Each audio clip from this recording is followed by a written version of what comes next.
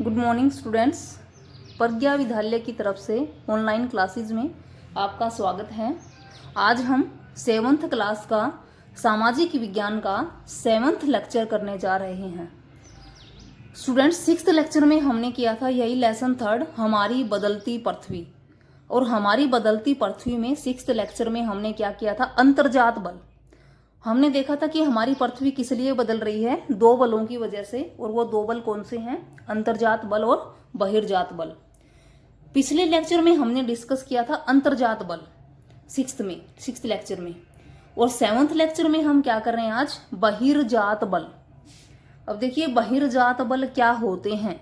जैसे अंतर्जात बल क्या थे कि वे बल जो पृथ्वी के अंदर पैदा होते थे, और बहिर्जात बल वे बल जो पृथ्वी की सतह के ऊपर पैदा होते हैं, इनकी पृथ्वी के नीचे नहीं, पृथ्वी की सतह के ऊपर। जैसे ये धरातल है जिस पे हम रहते हैं, तो इसके ऊपर, यहीं धरातल के ऊपर जो बल पैदा होते हैं वो बहिर्जात होंगे। जो अंदर धरातल के नीचे पैदा हुए थे वो अंतर्जात। कि वे बल जो पृथ्वी की सतह के ऊपर पैदा होते हैं बहिर्जनित बल कहते हैं। कौन कौन से हैं, जैसे अपक्षय है, अपरदन है एवं निक्षेपण। अब अपक्षय होता क्या है, पृथ्वी की सतह पर तापमान, पाला, जीव जंतुओं आदि के कारण जब चट्टानें टूटकर चूर्ण बन जाती हैं तो उसे हम अपक्षय कहेंगे। जैसे ये चट्टानें हैं, धरातल है, जैसे ये चट्टानें हैं, किसकी वजह से टूटती हैं चट्टानें, या तो तापमान की वजह से, या पाला की वजह से, या जीव जंतुओं की वजह से, या मानव की वजह से। अगर ये चट्टानें टूट जाती हैं और चूर्ण बन जाती हैं तो इस प्रक्रिया को हम क्या कहेंगे, अपक्षय। तापमान, पाला, जीव जंतुओं आदि के कारण चट्टानों का टूटकर चूर्ण बन जाना क्या कहलाएगा, अपक्षय कहलाएगा। फिर है अपरदन। धरातल पर जल, पवन और हिम आदि के कारण होने वाले क्षय को अपरदन कहते हैं। अब देखिए दोनों में डिफरेंस क्या है। अपक्षय तो क्या था, तापमान, पाला और जंतुओं के कारण चट्टानों का टूटना, दोनों में ही चट्टानें टूटती हैं। लेकिन अपक्षय में किसकी वजह से टूटती हैं, तापमान, पाला और जीव जंतुओं की वजह से, तो वो अपक्षय होगा। अपरदन में जब जल के कारण कि ज्यादा जो वर्षा है उसकी वजह से, या नदी के बहाव के कारण, पवन के कारण और हिम के कारण अगर चट्टानें टूटती हैं, क्षय का मतलब होता है हानि। अगर चट्टानों की हानि होती है या चट्टानें टूटती हैं तो उसे हम क्या कहेंगे, अपरदन। फिर देखिए एक बार दोनों में डिफरेंस। तापमान, पाला, जीव जंतुओं के कारण चट्टानों का टूटना अपक्षय कहलाएगा। जल, पवन और हिम आदि के कारण चट्टानों के होने वाली हानि को हम क्या कहेंगे, अपरदन कहेंगे। उसके बाद है निक्षेपण। निक्षेपण हम किसे कहेंगे, जैसे अपरदन का मतलब होता है कटाव और निक्षेपण का मतलब होता है जमाव, ये दोनों ही साथ साथ चलते हैं। निक्षेपण कि वायु तथा जल, अपर्दित पदार्थ, अपर्दित पदार्थ कौन से, टूटी हुई शैलें, टूटी हुई चट्टानें, जो भी पदार्थ जो टूटा है, वायु तथा जल अपर्दित पदार्थ को बहाकर एक स्थान से दूसरे स्थान पर ले जाते हैं और उसका जमाव कर देते हैं, तो उसे क्या कहेंगे, निक्षेपण। देखो जल, पवन, वायु, इसके द्वारा हानि हुई, चट्टानें टूटी, और निक्षेपण में क्या होगा, वायु और जल द्वारा जो भी चट्टानें टूटी, जो अपर्दित पदार्थ हुआ, जो चट्टानें टूटी, तो जल और वायु क्या करेगा, उसको बहाकर एक स्थान से दूसरे स्थान पर ले जाएगा और उसको क्या कर देगा, जमाव कर देगा। जब उसका जमाव करेगा तो उसे जमाव को हम क्या कहेंगे, निक्षेपण। अपरदन में चट्टानें टूटती हैं, निक्षेपण में जमाव होता है उसी मलबे का। फिर अपरदन एवं निक्षेपण के कारण चट्टानों का जो कटाव और जमाव है वो करने वाले कारक कौन से हैं, किसकी वजह से होता है, कौन से कारक हैं, वायु या फिर पवन भी बोलते हैं उसको हम। वायु के द्वारा चट्टानें अपरदित भी होती हैं और निक्षेपित भी। नदी या बहता जल, समुद्री तरंगे और हिमनद, ये 4 वो कारक हैं जो क्या करते हैं, अपरदन और निक्षेपण का काम करते हैं।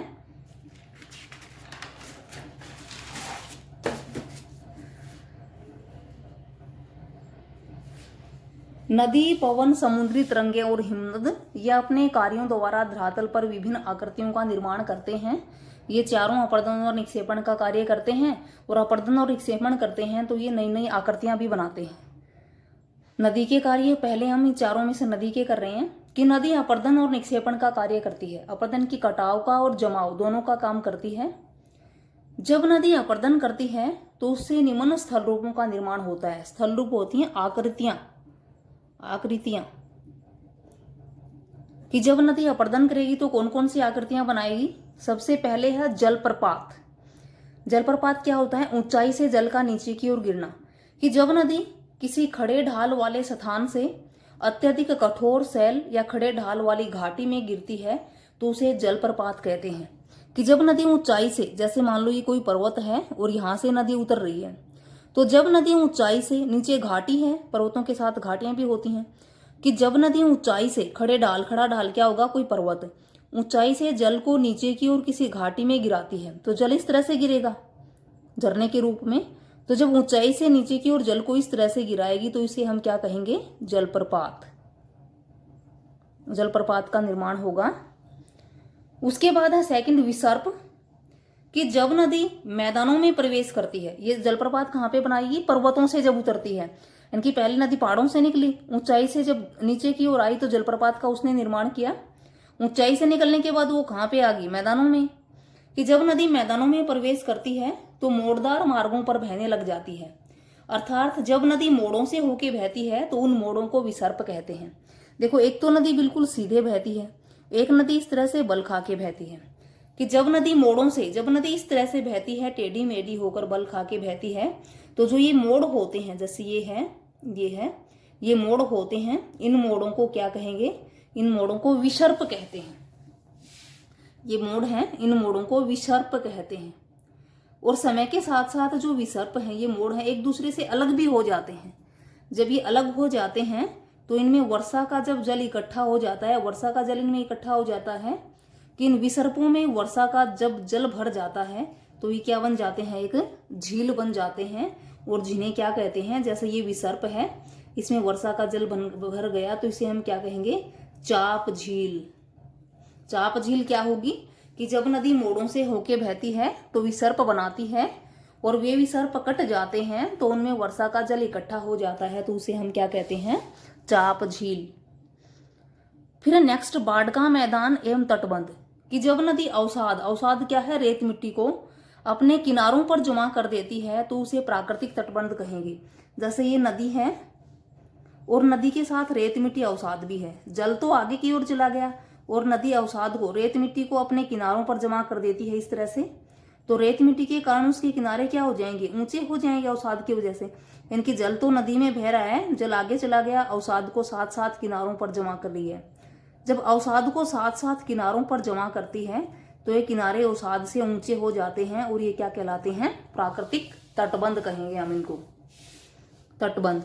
परंतु जब ये तटबंध टूट जाते हैं तो नदी का जल आसपास के क्षेत्रों में भर जाता है, जिसे बाढ़ का मैदान कहते हैं। यानी कि नदी ने रेत को यहाँ पे फैलाया, रेत मिट्टी को, अवसाद को, तो ये प्राकृतिक तटबंध थे।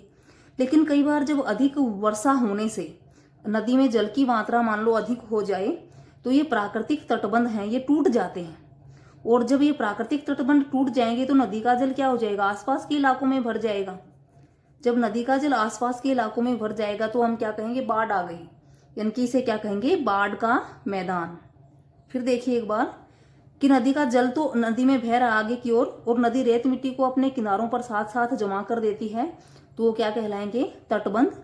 और जब ये तटबंध टूट जाते हैं कई बार अधिक वर्षा की वजह से, तो जो जल है वो आसपास के इलाकों में फैल जाएगा।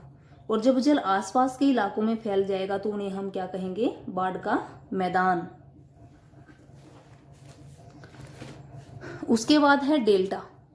कि जब नदी किसी सागर, झील, जब नदी किसी सागर, झील या खाड़ी में अपने जल को डालती है तो वह एक त्रिभुजाकार आकृति का निर्माण करती है, जिसे डेल्टा कहते हैं। नदी अपने जल को कहीं ना कहीं डालेगी, या किसी सागर में, या किसी झील में, या किसी खाड़ी में। जैसे ये नदी आ रही है, ये कोई सागर है, मुहाना है, सागर या झील है। जब नदी सागर या झील में अपने जल को डालती है तो अवसाद को बाहर इकट्ठा कर देती है मुहाने पर, और अवसाद की वजह से उसका जल है इस तरह से कई धाराओं में होके जाता है। जब इन कई धाराओं में होके जाता है तो ये धाराएं क्या करती हैं, एक त्रिभुजाकार आकृति का, जैसे त्रिभुज के समान इस तरह से एक आकृति बन जाती है जब वो जल को डालती है। तो इस त्रिभुजाकार जो आकृति है इसको हम क्या कहते हैं, डेल्टा कहते हैं। नेक्स्ट है वितरिका। डेल्टा बनाते समय नदी कई धाराओं में होके बहती है और इन धाराओं को वितरिका कहते हैं। जैसे ये धाराएं हैं, कई धाराओं में जो ये धाराएं हैं, ये धाराएं क्या हैं? वितरिका। जैसे ये वितरिका है, ये वितरिका है, ये सारी वितरिकाएं हैं। जब नदी एक धारा की बजाय अनेक धाराओं में होके बहना शुरू कर देती है तो ये धाराएं क्या हैं? वितरिकाएं। और ये धाराएं जब ट्रायंगल की शेप में हो जाती हैं, त्रिभुजाकार आकृति में हो जाती हैं, तो उसे हम क्या कहते हैं? डेल्टा। तो नदी द्वारा बनने वाले स्थलाकृतियां कौन कौन सी थी? जलप्रपात, विसर्प, बाढ़ का मैदान, तटबंध, डेल्टा और वितरिका। फिर है नेक्स्ट समुद्री तरंगों के कार्य। समुद्री तरंग के कार्य, तरंग क्या होती हैं? जैसे समुद्र में लहरें से उठती हैं वो लहर। समुद्री तरंगें भी अपर्दन और निक्षेपण का काम करती हैं। और इनसे कौन सी स्थलाकृतियां बनती हैं? समुद्री गुफा पहली है। जब समुद्री तरंगें लगातार सैलों से टकराती हैं तो उन सैलों में दरारें पड़ जाती हैं और समय के साथ साथ ये दरारें चौड़ी हो जाती हैं, जिन्हें समुद्री गुफा कहते हैं। जैसे ये समुद्र है, ये देखो, जैसे यहाँ, जैसे ये समुद्र है, इसमें जल है और जल में जो लहरें हैं, तरंगे हैं, वो पैदा होती हैं। जब ये तरंगें बार बार किनारे की साइड जाएंगी, किनारों पर क्या है? सैलें हैं, चट्टानें हैं। जब बार बार इधर जाएंगी या फिर इधर किसी भी साइड बार बार किनारों की तरफ जाती हैं तो जल की वजह से जो ये सैलें हैं, इन सैलों में दरारें पड़ जाती हैं। और दरारें पड़ने से बार बार इस तरह की ये प्रक्रिया होती है तो ये दरारें क्या हो जाती हैं? चौड़ी हो जाती हैं। और दरारें चौड़ी होने से जो जल है वो इसके नीचे ही नीचे रास्ता बना लेता है। इनकी सैल तो ऊपर रह जाती है और जल इस सैल के नीचे ही नीचे रास्ता बना लेता है और जल इसमें घुसना शुरू कर देता है। और समय के साथ साथ ये दरारें चौड़ी हो जाती हैं, जल इसमें घुसता रहता है, तो उसे हम क्या कहते हैं? समुद्री गुफा। फिर है तटीय मेहराब। समुद्री गुफाओं के ऊपर की छत को तटीय मेहराब कहते हैं। देखिए, जल ने नीचे नीचे रास्ता बना लिया, जल तो इसमें चला गया नीचे के नीचे, समुद्री गुफा जिसको बोलते हैं। अब सैल है, चट्टान है, वो तो ऊपर की ओर खड़ी हुई है। जैसे ये है, इस तरह से हो जाएगी ये शेप, इस तरह से कि जो जल है वो तो नीचे की ओर जा रहा है, बार बार जो लहरें हैं वो नीचे ही नीचे जा रही हैं और इधर से क्या हो गया? समुद्री गुफा जैसी आकृति होगी, समुद्री गुफा जिसको हम कहते हैं। और वो सैल है वो इस तरह से खड़ी रहेगी, नीचे नीचे रास्ता बन गया, सैल इस तरह से खड़ी है। तो इस तरह की जो शेप है, इस तरह की जो आकृति है, ये इसको हम क्या कहेंगे? तटीय मेहराब, जो एक छत की तरह दिखाई देती है कि ये छत है और नीचे की ओर ये गुफा बनी हुई है। फिर स्टैक, तरंगों के लगातार अपर्दन से छत टूट जाती है और दीवारें रह जाती हैं। जब तरंगें लगातार अपर्दन करती रहती हैं, जैसे नीचे की तो कट गई थी, जब तरंगें लगातार अपर्दन करती हैं तो ये छत भी जैसे हट जाएगी, ये छत भी हट जाती है और सिर्फ दीवारें, जैसे एक दीवार इस साइड और एक इस साइड, ऊपर की छत भी खत्म हो गई और नीचे की चट्टान भी खत्म हो गई, तो इस तरह सिर्फ ये दीवार खड़ी रह जाती हैं। और इन दीवारों को क्या कहते हैं? स्टैक कहते हैं। नेक्स्ट है पुलीन। समुद्री तरंगें किनारों पर अवसाद जमा कर देती हैं। अवसाद, रेत, मिट्टी, कंकड़ इत्यादि, इन किनारों को पुलीन कहते हैं। जैसे समुद्र है, समुद्र के किनारे हैं, जब समुद्री तरंगों द्वारा इनके ऊपर अवसाद इकट्ठा हो जाता है, बहुत सारा, ये ऊंचे हो जाते हैं, तो इन किनारों को क्या कहते हैं? पुलीन। ये तो थे समुद्री तरंगों द्वारा बनने वाली स्थलाकृतियां। उसके बाद है हिमनद के कार्य। हिमनद क्या होता है? हिम बर्फ, नद नदी, बर्फ की नदी। हिमनद बर्फ की नदियां होती हैं, ये भी अपर्दन और निक्षेपण का काम करती हैं। जब हिमानी यानी कि जो हिमनदी है वो पर्वत से नीचे उतरती है तो अनेक गर्त बना देती है। गर्त होते हैं गड्ढे बना देती है और बर्फ पिघलने से इन गर्तों में जल भर जाता है और सुंदर झीलों का निर्माण होता है। जैसे हिमानियां तकरीबन पर्वतों पे बर्फ गिरती है, जैसे ये है। जब हिमानी पर्वत से नीचे की ओर उतरती है बर्फ, तो जो ये पर्वत की जो ढाल है इस पे गर्त गड्ढे से बना देती है, घर्षण की वजह से इस तरह से गड्ढे से बन जाते हैं। और जब बर्फ पिघलती है तो इन गड्ढों में जल भर जाता है और गड्ढों में जल भरने से सुंदर झीलों का निर्माण होता है। तो एक तो कौन सी आकृति बनाती है हिमनद? झील बनाती है। फिर है हिमनदी के द्वारा रेत, सैलों के टुकड़े, तलछट, मिट्टी आदि पदार्थ निक्षेपित हो जाती हैं।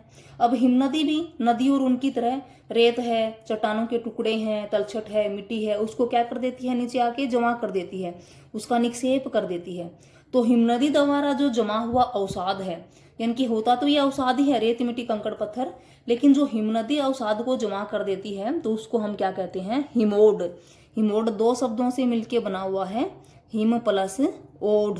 हिम का मतलब है बर्फ और ओढ़ का मतलब है अवसाद, यानी कि वो अवसाद जो बर्फ ने जमा किया है। फिर नेक्स्ट है पवन के कार्य, कि पवन क्या क्या कार्य करती है। पवन का कार्य कहाँ पे होगा? मरुस्थलीय क्षेत्रों में, रेगिस्तानों में होगा, जहाँ पे मिट्टी सूखी होती है, वर्षा कम होती है। और मरुस्थलीय क्षेत्रों में पवन अपने कार्य करती है तो पहली स्थलाकृति कौन सी बनाएगी?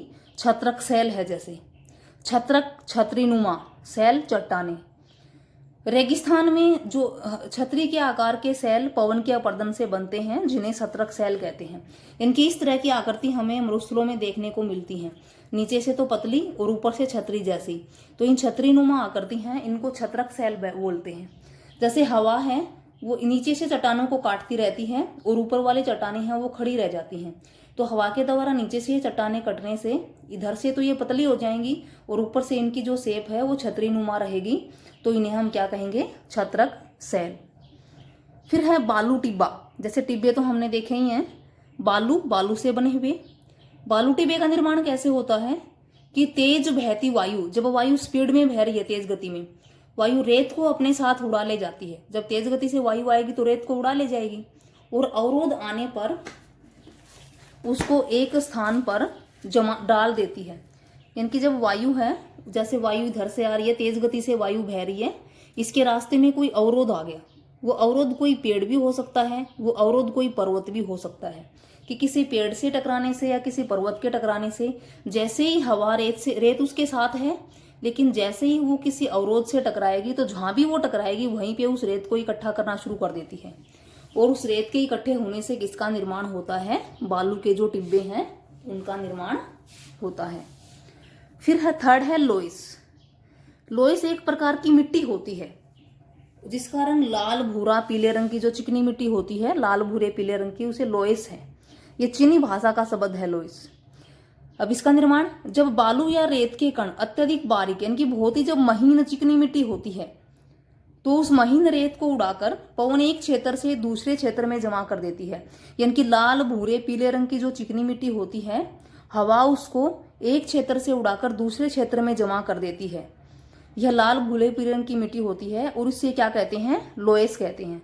यानी कि लाल, भूरे, पीले रंग की चिकनी मिट्टी जिसको हवा एक स्थान से उड़ाकर दूसरे स्थान पे जमा कर देती है, तो उसे हम क्या कहेंगे? लोएस कहेंगे। स्टूडेंट्स, ये हमने किए बहिर्जात बल जो धरातल के ऊपर पैदा होते हैं, जैसे नदी है, हिम नदी है, वायु है, समुद्री तरंगे हैं, तो ये अपर्दन भी करती हैं, निक्षेपण भी करती हैं और नई नई स्थलाकृतियां भी बनती हैं। तो ये नई नई स्थलाकृतियां किसकी वजह से बनती हैं? ये बहिर्जात बलों की वजह से बनती हैं, ना कि अंतर्जात बलों की वजह से। अंतर्जात बलों से जैसे क्या हुए थे? भूकंप आए थे, ज्वालामुखी आए थे, भूस्खलन आए थे। लेकिन इसमें हमने आज क्या किया है? बहिर्जात बल। इसके साथ ही आपका होमवर्क क्या रहेगा? जो आपको फेयर नोटबुक में राइट एंड लर्न, जो फेयर नोटबुक है उसमें आपको राइट भी करना है और लर्न भी। क्या क्वेश्चन रहेंगे? बहिर्जात बल किसे कहते हैं? अपक्षय किसे कहते हैं? अपर्दन और निक्षेपण किसे कहते हैं? अपर्दन व निक्षेपण के कारकों के नाम बताओ। पवन द्वारा बनने वाले स्थल रूपों के नाम बताओ और डेल्टा है वो किसे कहते हैं। ये 6 क्वेश्चंस आपको अपने फेयर नोटबुक में राइट भी करने हैं और लर्न भी करने हैं। Thank you students.